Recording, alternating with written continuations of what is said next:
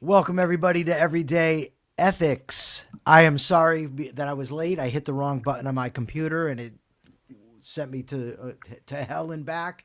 But we are here and we are ready to talk about some things. And as promised, we are going to be doing a Grifter expose here today. So without further ado, Persephone, I sent you some stuff and let's get at it. You did send me some stuff. I don't know what angle you want to talk about this from, other than it's kind of stupid and gross. Uh, okay. The angle I want to talk about it is just read one of them and then we'll discuss that and then we'll discuss the next and we'll go from there. Okay, so before we do that though, did you open Twitch? No, Okay, well I'm go not do having a that. good time. I'm telling you now. At 2:30, my landlord was in here, so I assumed he needed the office. So I packed up everything because I was leaving. Then he left. So then I came back, and when I turned my computer on, it said we can continue setting up your desktop, and I hit that by mistake, and it didn't work out, and I'm annoyed. Let me just go to this. You want me to open Twitch? Yes, I All do right. want you to open Twitch. All right, it's Um, open. okay, so what we're talking about today is the job numbers and the big reaction from people when the job numbers were good, and then the absolute lack of reaction in February when the job numbers were not so good because Trump, you know, posts smashing expectations with blah blah blah. When the numbers are good, and when they're not so good, it just sort of Persephone, quietly can slides you under the just can radar. you post what I sent you up here and I'll put it up on the screen? Oh my god, what the hell just happened there? What exactly do you want me to post? Okay, I sent them to you in a specific order. You did. So post them in the order that I sent them. The videos, the articles. What do you Everything that I sent you that was in relation to this topic. Put it up on the screen. You know, it's like you enjoy making my life difficult. Okay, well, while I Well, do this, you well, I you mean, here's you the problem. I sent you the stuff. I can't go on my phone and find it now because you got me hooked up on Twitch. So I'm completely dependent on you putting it up here. oh, life's hard, hey? Well, it's not, but you're making it difficult. I'm sorry. Well, Hey, Danny, okay. Danny? What's your thoughts on getting coffee tonight, Danny? Are you busy? Do you have your a little Friday thing planned?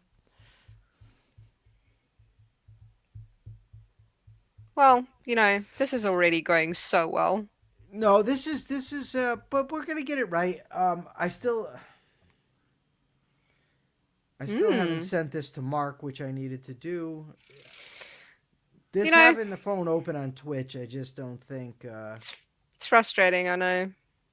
By the way, everybody in our audience, please go and follow us on Twitch. Even if you don't use Twitch, just go do it anyway, you know, because it's a Yes. nice thing to do.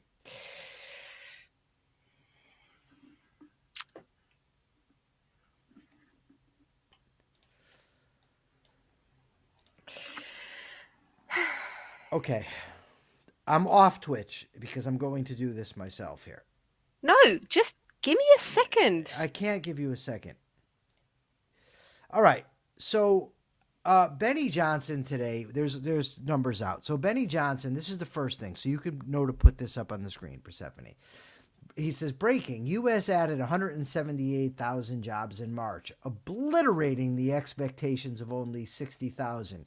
Even CNN says, wow. 15,000 manufacturing jobs were added too. Trumponomics is great business for America. So that was Benny Johnson's take on this. We also have Caroline Levitt, the spokesperson for the department for the White House. The March jobs report smashed expectations, plus 170,000 jobs added. Unemployment rate 4.3%. Even Trump got in on the action. The White House page. 178,000 jobs added, smashing expectations. Persephone, what's going on? I'm still not entirely sure what you want me to show here because you read the tweets. I I want you to put them up there. The three things that I asked for, just put those three up there for starters. The three tweets that I mentioned. I want to show the audience that. I said post them in the order in which I sent them. You know, I mean, like, what? you know, Let's talk about that for a second. What if I said post them in the order in which I sent them? What would that mean? I wanted you to do. uh, okay, the Benny, Here, okay. whoever. Here's Benny.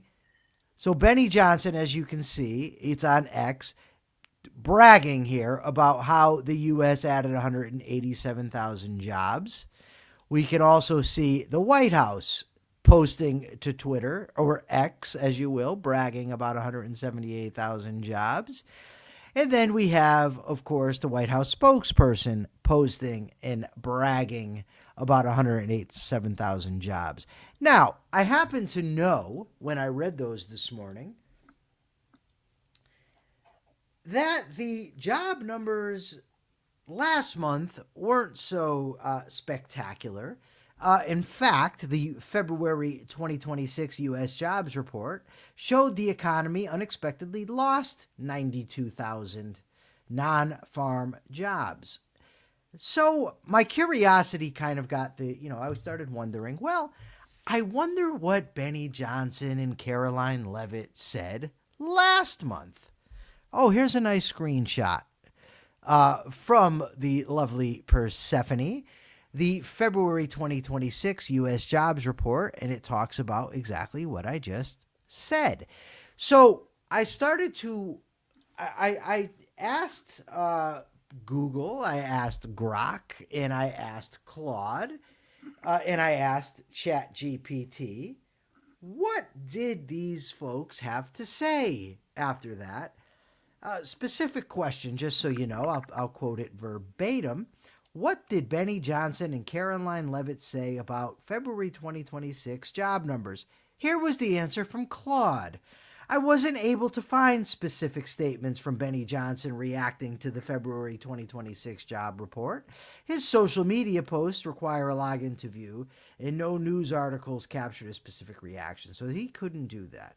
However, I can give you the full picture of what the report showed and what Caroline Levitt said.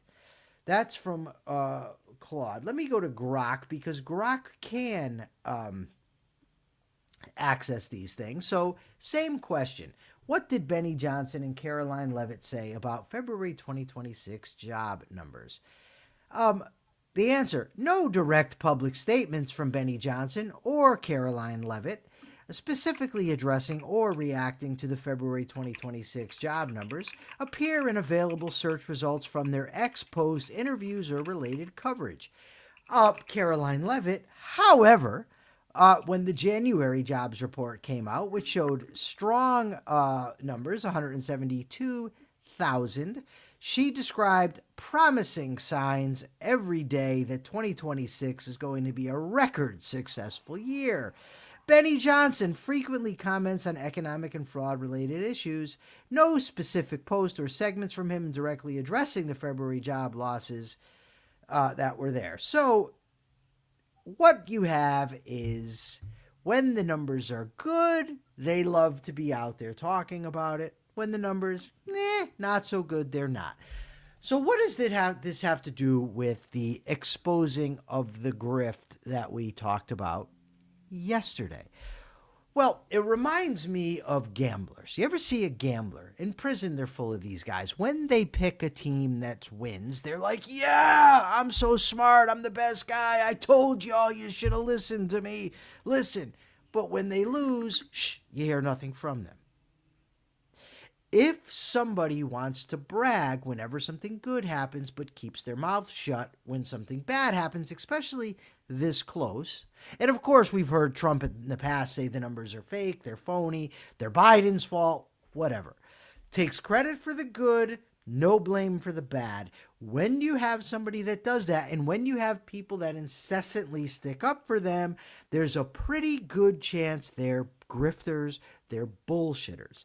And I was thinking how many people actually have gotten rich off of the Trump presidency by simply kissing his ass in public. And we see with the Benny Johnsons of the world and the Caroline Levitts of the world, all praise, no blame equals grift. What do you think of this, Persephone? I mean, it's not surprising. I really don't know what you want me to say. It's stupid. People should fact check. Don't trust these people. Are they lying? Do they believe their own garbage? Persephone, Persephone, I'm sorry. Persephone is wonderful. I'll take part responsibility for this because I was late to the show. Things were a little confused. But we're in relation to everyday ethics. So ethics is what? Ethics is ultimately the science of self-interest, of what's in your own interest. So when you are coming across people who do things like this, check them, question them, wonder about what they're saying. Don't just accept it. Now, most of the people in this audience, I'm guessing, wouldn't anyway. But for those who may be just joining us, I'm going to log on to Twitch now, so Persephone is happy with that. I'm live. I'm on Twitch. It doesn't give me the option to comment, though. But that's okay. I don't need to comment. So the bottom line is we need to employ our critical thinking skills to assess grifters. And when you have people that's only one way in their commentary about an issue, about a person, and it's just constant defense, that should be a red flag, right? When you see that, you're going to want to look into this stuff. You're going to want to check it. You want to double check it, like I did this morning.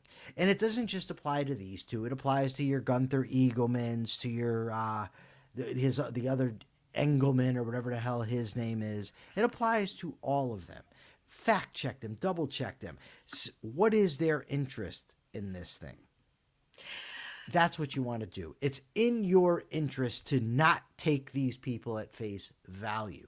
They are obviously unethical people in my view because they don't care about the truth. They don't care about reality. They care about clicks, likes, shares only. Okay, Persephone, go ahead. I have a serious question for you. Okay. So today on the Capitalist Corner, Mark said something about people don't like to be told that they need to pull themselves up by their bootstraps, even though that is what would be most helpful to them. And what I commented in relation to that is the people who would benefit from hearing that are probably the people that are already doing it. Right? So yeah. the people who would benefit from hearing that, don't just believe these numbers blindly, do you think that they are the people who are following and believing this kind of shit blindly? By and large, no. By and large, the point is correct. However, so suppose I go to a religious conference, right? And they want me to go there and speak on atheism, and I'm going to debate with the various Christians, right? Let's say it's Christians. So I get there, and I sit down, and I start pointing out that this book contradicts reality. Things like water to wine are not possible. A man rising into heaven, not possible. I point out the various contradictions within the document, within the New Testament itself, between the New Testament and the Old Testament, the fact that a lot of these stories are in other faith traditions as well. And I go through this, and I make the case, and it's a devastating case against Christianity. I know that the vast majority of people there aren't going to hear me. They're not going to change their mind. But maybe there's two. Maybe there's, maybe 1%. So let's say if there's 10,000, right? So then you would have 100 people. If it's 1%, I've swayed 100 people, right? It's the same thing when you're talking about, that's what 1% is. 100 is 1% of 10,000, correct? Thank you for the math lesson. Well, you're giving me a dirty look. No, no, I was just I was just thinking. Okay. So I believe your math. I hope I'm right. If I'm not, it really doesn't matter. The point is what matters here. Same thing with an anti-capitalist group. If I go to argue with a bunch of socialists or a bunch of left-wing radicals, odds are I'm not going to convince many of them. But there may be some that you can. Same thing with something like this. There may be people out there who have tuned into these people. It's their introduction to politics. Maybe they just learned not to trust the mainstream media. Maybe they just lack critical thinking skills. They've never taken a class. So you maybe can get 2 or 3 people. You're never going to bring over a mass of people and get them to change their views. No. So in general, yes, the people that need to hear it probably aren't going to pay attention, but you never know. I have brought people over to my side through debate, through discourse. I have changed my mind. So it can happen. I've seen others do it as well. So it can happen. It's not, Here's if you're, hold on one second. If you're gauging success by convincing most of them, you're never going to be successful. okay. If it's going to be a few, I'll look at Akira Felix. Let me just use Akira Felix. Akira Felix saw people attacking me a few years back when I said, look, Ayn Rand has mentioned the concept of self-ownership. And Akira Felix was one of the people who was against me. Ultimately changed his mind and said, yeah, she does mention it, right? So he's somebody that would do it. So you never know who is. Nikos was a communist. Yes. I was actually thinking of Nikos. My friend Brent was a socialist. Carlos, my friend, was a Muslim. So people can be brought over, but by and large, yes, most people, no. Okay, so here's my follow-up question.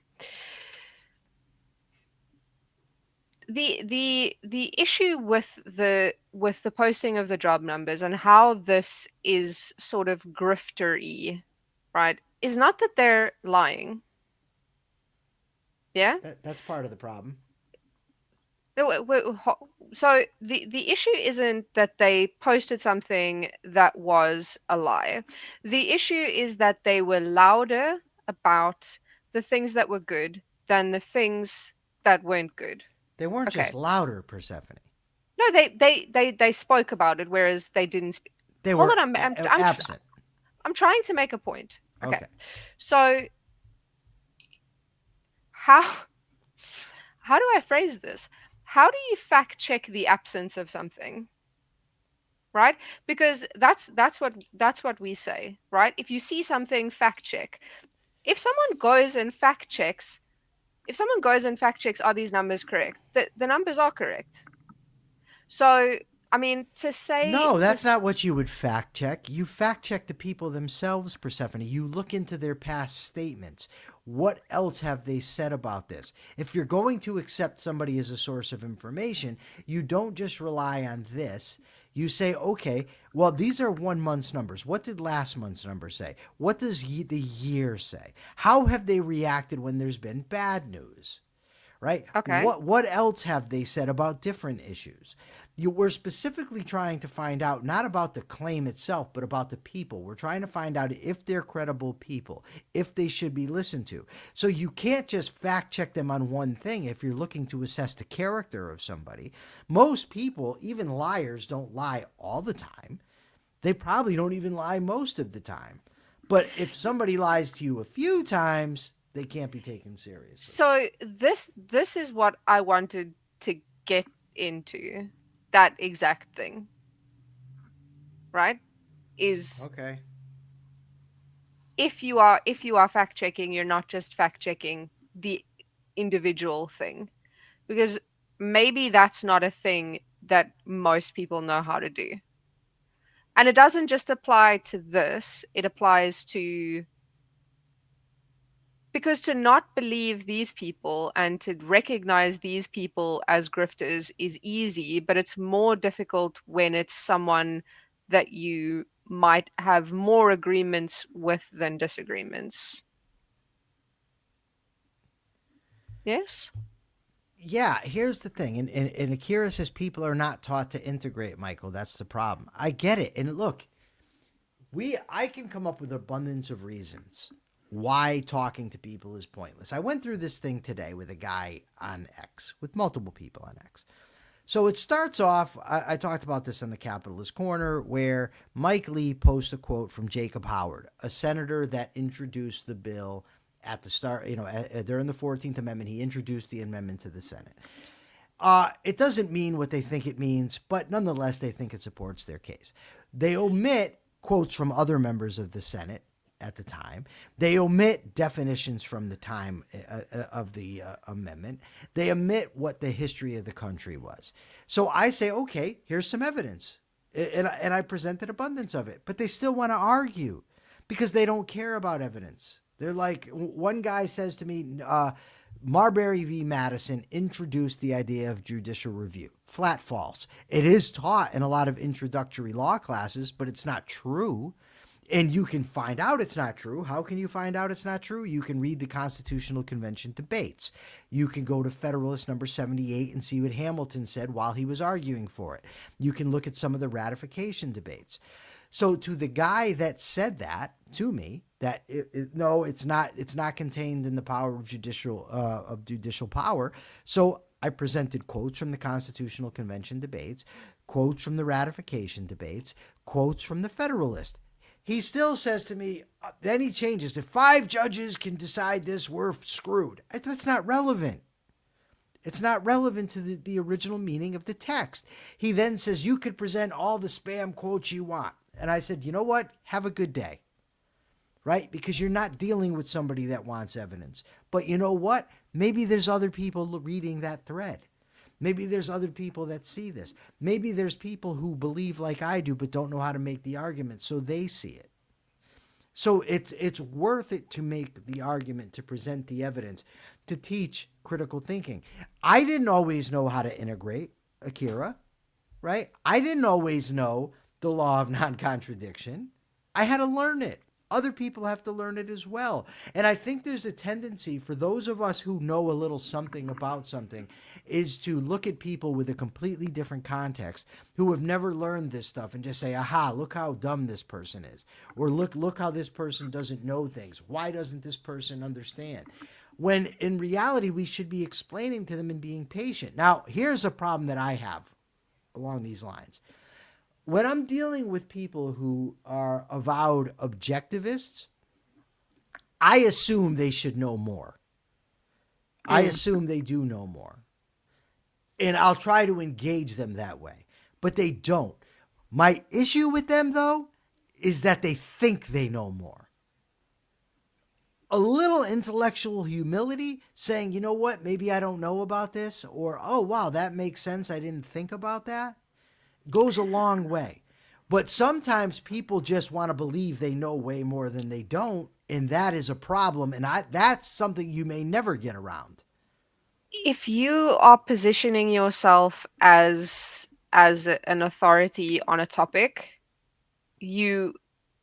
and I'm not saying this is correct, I'm just saying this is what happens. If you are positioning yourself as an authority on a subject, saying, oh, I never thought about it like that, or I need to do some more research, is like kryptonite. Right. So, but those people you're not going to convince. But so no, what? it's true, but it's not about that. It's about most people don't know how to fact check and don't know what they need to fact check and don't think about fact checking. Okay, but don't we discuss that like every day?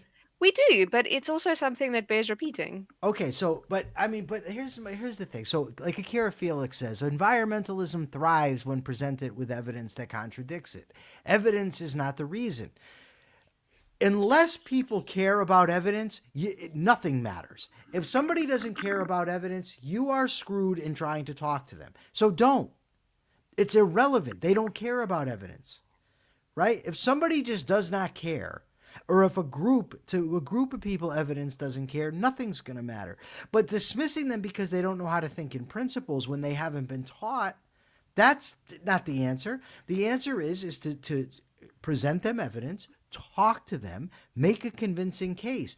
If the argument is that somebody who doesn't think in principle can never think in principle, then nobody can ever think in principle because none of us are born doing so. We have to learn. We have to learn how to integrate into information. We have to learn how to do fact checking. We have to learn to assess our sources, right? That's the point of shows like this one. So we gave the example. What did I do? I saw these two people and I questioned, okay, I wonder what they said last month. This wasn't even hard to do. I submitted to 4 different AI systems. There's people who might say, okay, that's not good enough fact checking. Okay, then you can go to their actual X pages. You could go back and see it. You can see White House statements. There's so much they can do to fact check it. And that's what we're talking about doing. I just don't get, like, the whole idea, like that you brought up at the beginning. If we are going to be pessimists, if we're going to say, well, the people who need to hear this won't listen, well, then let's stop doing the show. Let's stop doing Capitalist Corner. I'll just go do my day job doing real estate title searches, but I'll make it more full-time than it is. I'll make my money. I'll live a happy life because I know how to be reasonable and just fuck trying to convince people. I mean, is that really what we want to do? Just say, well, look, we're going to be cynical. We're smarter than them. They're stupid. They're never going to learn. The world sucks. So hell with it. Is that the answer? No, obviously not. So I had a train of thought. Where did it go? You started yelling at me, and then I'm not yelling at anybody. I find it so frustrating, Persephone. I do. I really do. Because it's like we're in the communication business. We're in the persuasion business. But if we don't have the confidence that people can be persuaded, then what are we doing? Oh, I remember the point that I wanted to make, or the thing that I wanted to say. So when it comes to people like when it comes to people that you like automatically don't trust or things like this, it's a lot easier to say like, oh well, I should probably like fact check this.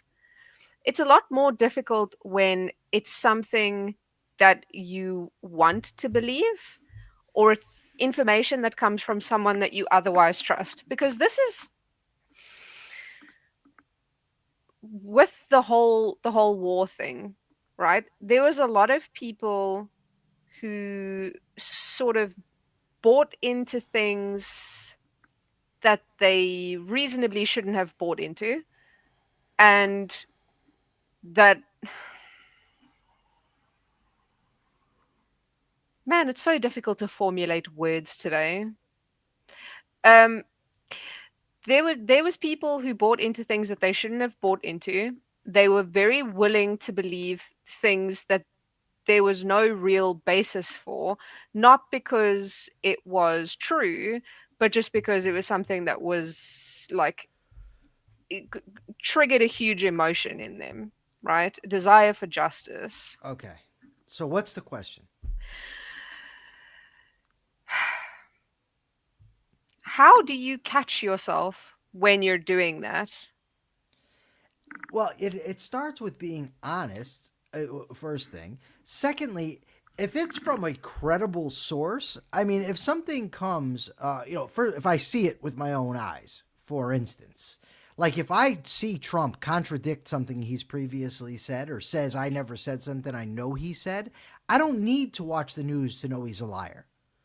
Right? Mm-hmm. I'm learning that firsthand. So that's the first thing. Secondly, if if a news organization reports something, check into it. If different news organizations from different perspectives all say the same thing, your likelihood has gone up.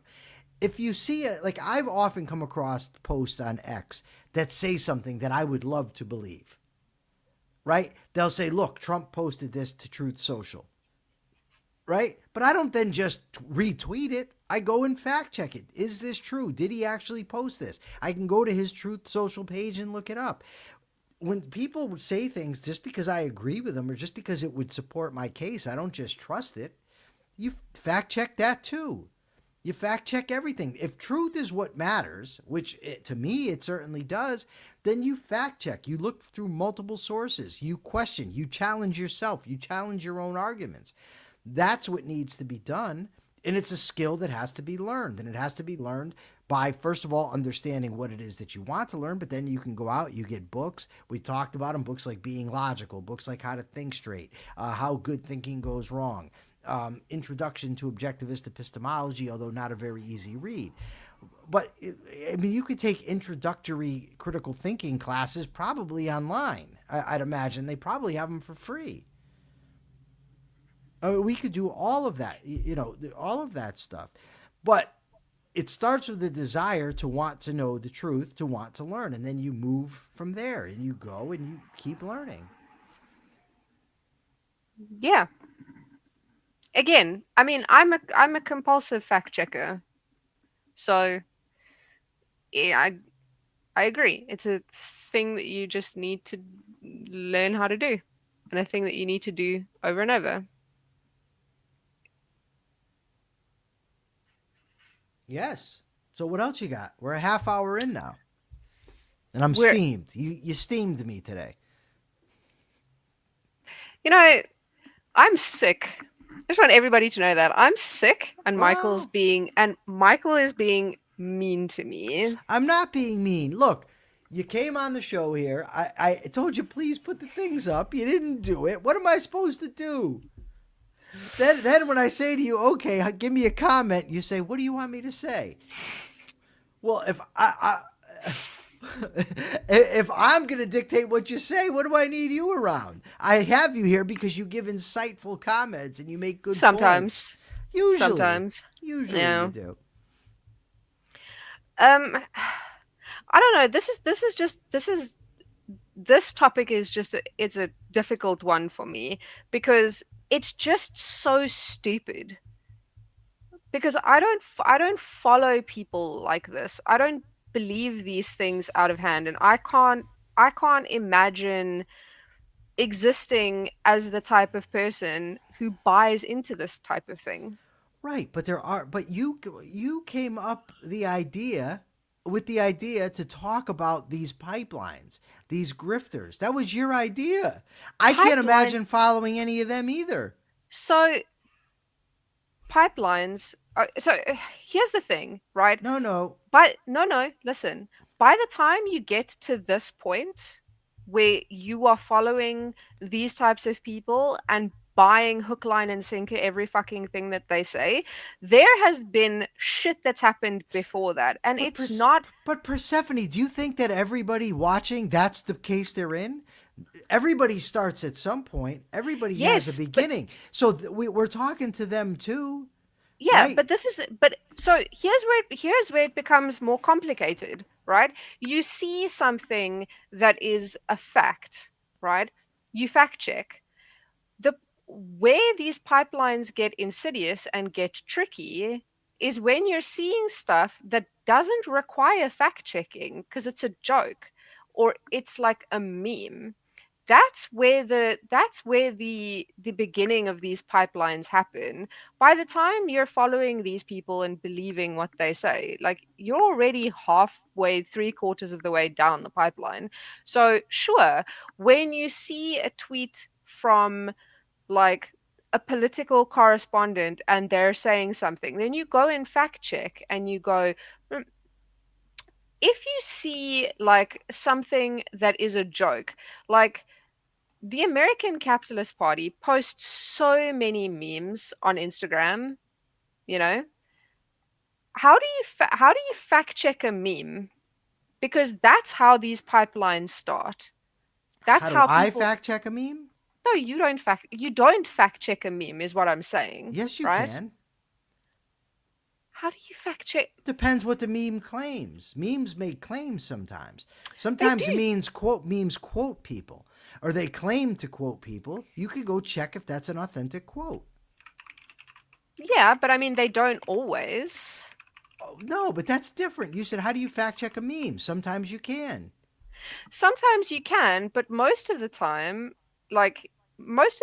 you can't, and it's not something that you even think to fact check. Here's the problem.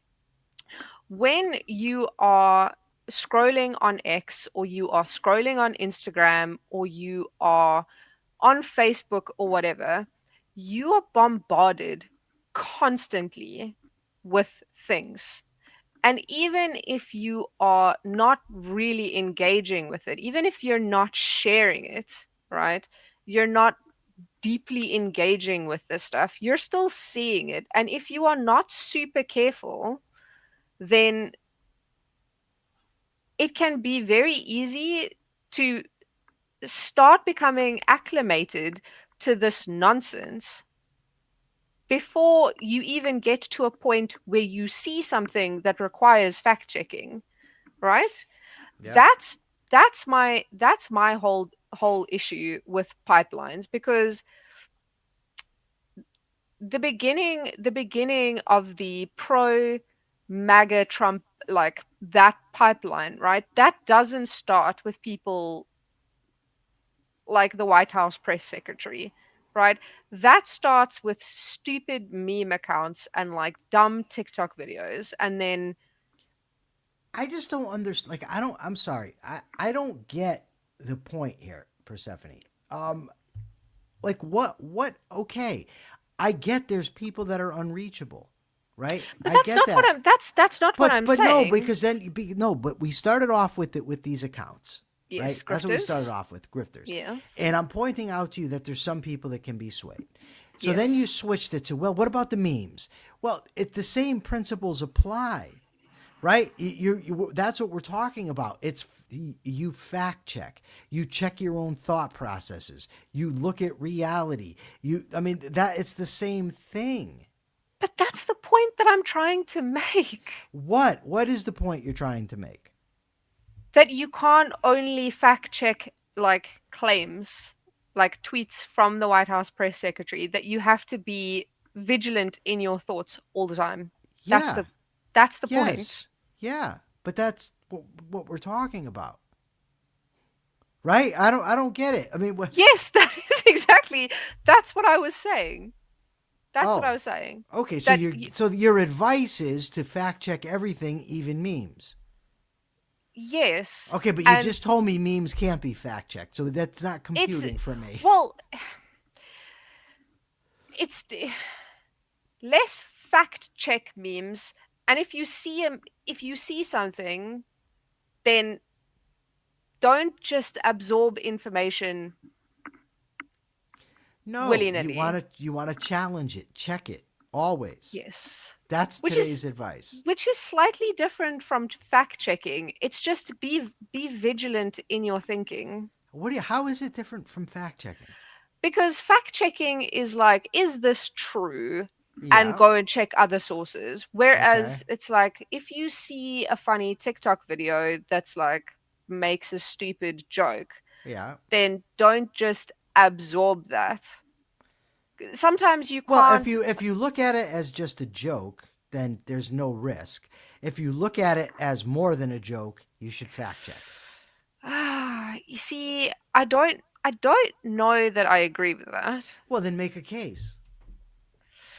I think I will make a case. I just can't do it right now because I need to go find some examples. Okay, well, you find some examples I'm gonna go find some examples. and you bring them on Monday and tell everybody about the show we're starting Monday because I'm assuming you've done some more reading. I hope. I have. Yes, we're gonna be. I can't remember what the name is. I know. But on Monday, Michael and I are going to be starting a great new show about criminal justice, which is called, You don't remember? I don't remember. Crime, Corrections, and Culture. Yes, that corrections and culture. So that's going to be starting on Monday, every Monday, Wednesday, and Thursday, directly after Everyday Ethics, give or take 5-10 minutes. And we're starting off with reading Down the Rabbit Hole, which is an amazing book by yes, Yes. which again we'll be sharing a link to so you can buy and read along with us. Um, And yes, oh yeah, Not not another enough. guitar try. Oh my God! So he comes in at the end now. So we have to comment it. Nothing can influence you without your consent, implied or explicit. If you are accumulating jokes in your mind and allowing them to influence your behavior, you are failing in the governance of your own consciousness. Right? So that is kind of the point. If you're looking at something and you recognize it as a joke, you don't take it seriously. If you think it's a joke that adds some political, what's the word I'm looking for here? Political flavor, for lack of a better word, like a George Carlin, for instance, well, then check into what this guy's saying and see if it's actually true. It's like if it's a complete joke, not taken seriously. To the degree that you take it seriously is the degree to which you should be fact checking it and checking if it's influencing you. Okay, now we have to go. I have to go. I've been steamed by one too many people today. No, you know where I got that from? My favorite comedian, Don Rickles. He always says, "I'm steamed. You're steaming me now." I love Don Rickles. He's hilarious. Okay, we will be back Monday. Thank you all for being here. I never mentioned that Oh, Hanny's muted himself. my arm hit the thing here. Okay. Thank you, everybody, for your comments. Thank you for being here. And we will see you Monday. Till then, be ethical.